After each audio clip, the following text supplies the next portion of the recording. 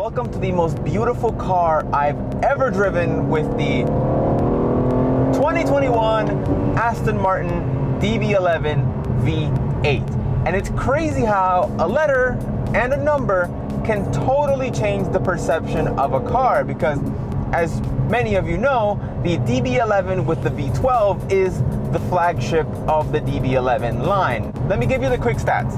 This car has a 4-liter twin-turbo V8 from AMG, more on that later. It makes a little over 500 horsepower, and you have an 8-speed automatic transmission with these very excellent metal paddle shifters. Now, this car has a base price of just over $200,000, but as spec'd, this car is significantly closer to $250,000. Now, in contrast, the V12 that I mentioned makes a little over 600 horsepower.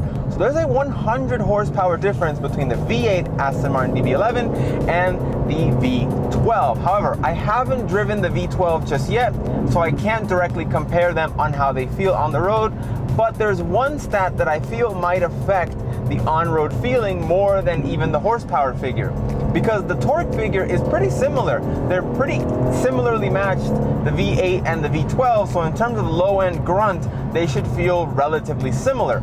Now, the main difference is that the V8 saves about 250 pounds, a little over 250 pounds, when compared to the big, heavy V12. And not only is it a weight saving, it's a weight saving in the front. So when you come into a corner, you don't have an additional 250 pounds wanting to push the car forward and make it understeer. So that also makes a significant difference. Now, on the road, the V8 DB11 feels great. Now, it's very important that we make a distinction early on that this is still a GT car. This is not a full-on, let's say, supercar like we would think of other vehicles in this price point. This is still a GT car, and in that aspect, it performs excellently. On the road, this car chews up miles like nothing else, and it's very comfortable. And I think it has to do also with the seating position, the way you're kind of very down low in the car, and it really feels like it wraps around you. So now, I mentioned earlier, this does have an AMG sourced engine, but it isn't like Aston Martin grabs that engine, arguably one of my favorite engines currently on sale. It's not like Aston just takes that engine, drops it in the DB11 and calls it a day. That engine has been reworked, retuned, and remapped by Aston Martin to give this car a different character. Even though it is a very recognizable engine for me, and like I said, one that I absolutely love, it feels a little different in this application, and it sounds different too. Listen. It doesn't sound as it doesn't have as much of a low-end burble as it does in the AMG cars. This feels a little bit like it wants to sing a little bit more, and it's cool. I think there's enough of a distinction to where it feels Aston Martin. It doesn't feel like I'm driving an Aston Martin with an AMG engine, if that makes sense. It does feel like it's been reworked to fit the character of the DB11. And back to the horsepower figure, a little over 500 horsepower is more than enough. I feel like this car, at no point have I been feeling like, well, you know, an extra 100 horsepower would be great. I feel 500 horsepower in this car is already, you know, enough to be scary fast on a canyon road or even on the highway. So definitely it's not something where I would say I would go for the V12 for power. Now, if you've watched our channel for a while, you'll know that I also test drove the Vantage F1 edition. And it's interesting because I drove them basically back to back, very, very closely together. And it's interesting to see how different these two cars are. Obviously, the Vantage is much smaller, it's much cheaper, it's lighter.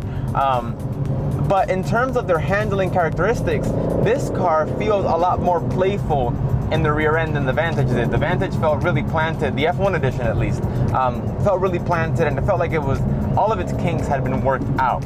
But the V8 one, if you get a little playful with the throttle, it'll step out on you.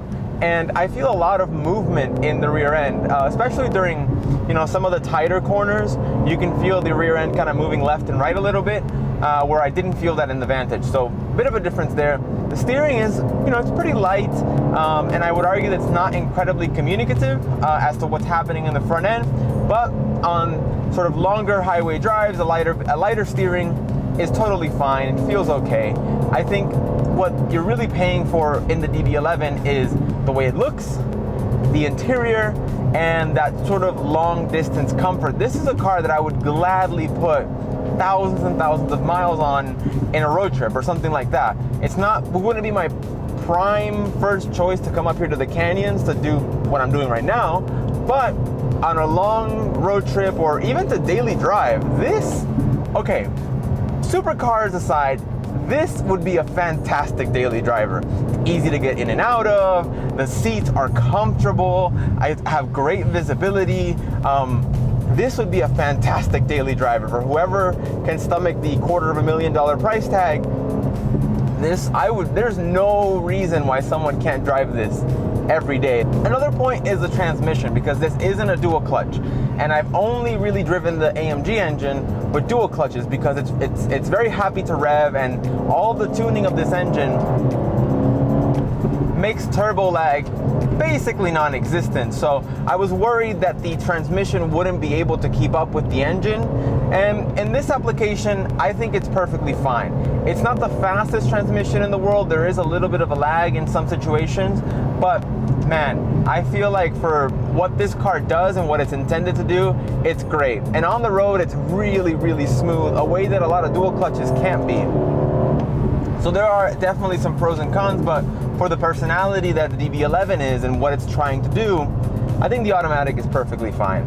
And like, again, I'm driving through here, you can hear me downshift, you can hear me move up and down the gears with ease. It's still plenty of fun to drive. On to the strongest point of this car, and the reason why I adore it so much is the way it looks. This is without a doubt the best looking car I've ever driven. It is stunning, and the paintwork on this car cost $9,000, but it is a beautiful, beautiful color. From a distance, this car is purple on purple, so purple exterior with purple leather, and obviously some contrasting white leather. This car is freaking purple, and it looks great. It stands out because it's so not like your typical six-figure sports car, supercar, which even though they're, you know, expensive and unique, a lot of people just spec them out in silver, white, black, like very boring colors. So I love the fact that this is a freaking purple DB11 with purple leather interior. Interior wise, I mentioned it's purple leather. The interior finishing I think is great. I like the stitching, I like the color contrast. I will say the button layout on this car is much easier to operate than the Vantage was. I found myself being very confused with all the buttons in the Vantage.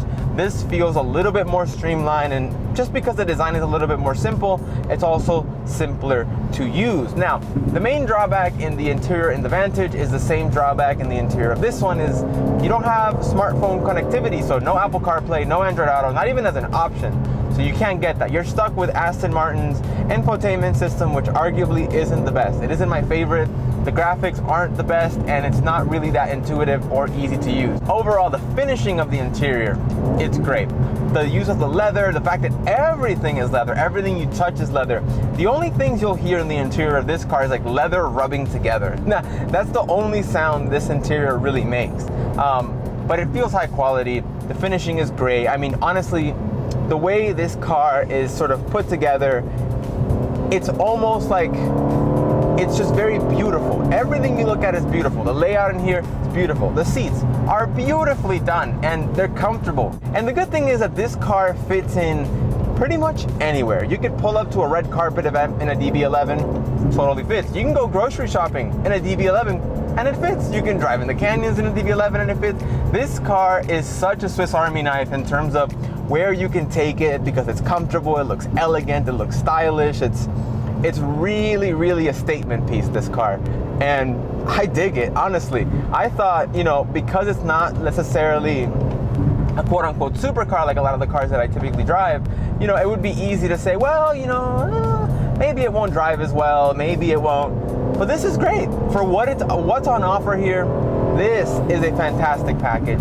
With that, I want to thank you guys so much for watching. Please make sure to like this video. We have a ton of supercar content coming, and leave in the comment section any car you want to see. What do you want to see from us? What do you want us to film? Let us know and we will tackle it. But until then, I'll see you later.